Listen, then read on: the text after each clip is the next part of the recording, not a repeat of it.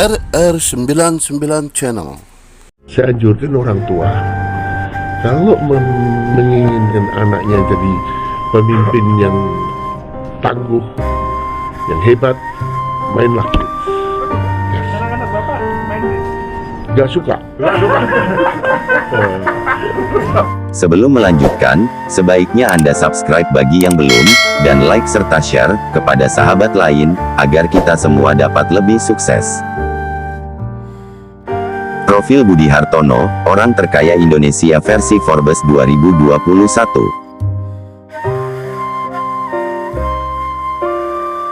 Daftar tersebut berisi orang-orang terkaya dari berbagai negara, termasuk Indonesia. Pengusaha Budi Hartono menempati urutan pertama orang terkaya di Indonesia versi majalah Forbes. Seperti diketahui, setiap tahun, majalah Forbes merilis daftar 100 orang terkaya di dunia. Majalah itu menghitung kekayaan berdasarkan komposisi kepemilikan saham dan informasi keuangan yang diperoleh dari keluarga dan perorangan, bursa saham, analis, serta sumber-sumber lainnya. Dalam daftar 100 orang terkaya di dunia untuk tahun 2021, yang baru saja dirilis oleh Forbes, tercatat sejumlah nama yang berasal dari Indonesia. Peringkat pertama orang terkaya di Indonesia ditempati oleh Budi Hartono dengan total kekayaan 20,5 miliar dolar AS. Sementara, dalam daftar 100 orang terkaya di dunia, Budi Hartono berada di peringkat 86. Profil Budi Hartono. Robert Budi Hartono dan saudaranya Michael Bambang Hartono merupakan pemilik dari Bank Sentral Asia (BCA) dan perusahaan rokok Jarum. Budi Hartono berada di peringkat pertama orang terkaya di Indonesia dengan total kekayaan 20,5 miliar dolar AS. Sedangkan adiknya, Michael Hartono, berada di peringkat kedua dengan total kekayaan 19,7 miliar dolar AS, dan peringkat 89 orang terkaya di dunia. Diberitakan Kompas.com, kedua bersaudara itu mewarisi bisnis rokok Jarum dari sang ayah, Oi Wiguan yang meninggal dunia pada 1963. Pada 1972, Budi dan Michael Hartono mulai mengekspor rokok produksi Jarum.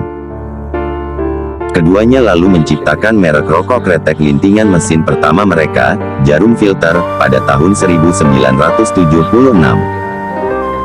5 tahun kemudian, mereka memperkenalkan rokok merek Jarum Super, yang sekarang menjadi salah satu merek rokok paling populer di Indonesia. Kakak beradik itu juga memperlebar lini bisnis mereka dengan mengakuisisi BCA dari keluarga Salim, yang terpaksa melepas bank tersebut karena krisis moneter tahun 1997 sampai tahun 1998. Perusahaan rokok Jarum dan BCA menjadi sumber kekayaan utama kedua bersaudara tersebut. Merambah industri digital, tidak hanya berhenti pada bisnis rokok dan BCA, Jarum Group juga membuka lini usaha perangkat elektronik melalui Polytron. Grup tersebut juga mulai merambah ke sektor industri digital, dengan perusahaan pemodal Ventura, GDP Venture. Putra ketiga Budi Hartono, Martin B. Hartono, saat ini tercatat sebagai CEO GDP Venture. Perusahaan yang didirikan pada 2010 itu berfokus pada komunitas digital, media, perdagangan, dan bidang-bidang lain di sektor digital. Sejumlah perusahaan yang mendapat suntikan dana dari GDP Venture antara lain, Blibli.com, Halodoc, Gojek, Tiket.com, dan Infocos.id. GDP Venture juga mendanai sejumlah media dan komunitas digital, seperti Kaskus, Bolalop, Historia, IDN Media, Kumparan, Kurio, Narasi, Lokadata, dan Opini.id. Kekayaan selama 5 tahun terakhir. Berdasarkan data yang dihimpun Forbes, kekayaan Budi Hartono dalam 5 tahun terakhir mengalami peningkatan, kecuali pada tahun 2020. Pada tahun 2017, Budi Hartono tercatat memiliki total kekayaan 9 miliar dolar AS, dan menempati peringkat 140 orang terkaya di dunia. Kemudian, pada 2018, kekayaannya meningkat menjadi 17,4 miliar dolar AS, dan membuat Budi Hartono berada di peringkat 69 orang terkaya di dunia.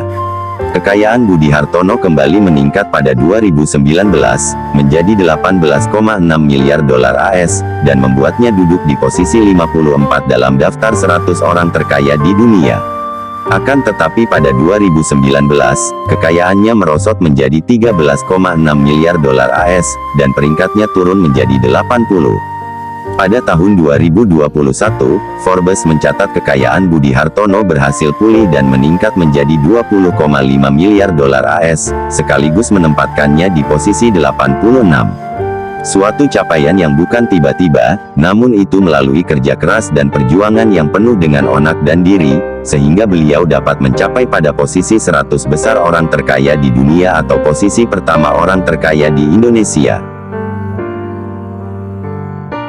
Sebagai motivasi untuk kita semua, ini merupakan contoh terbaik.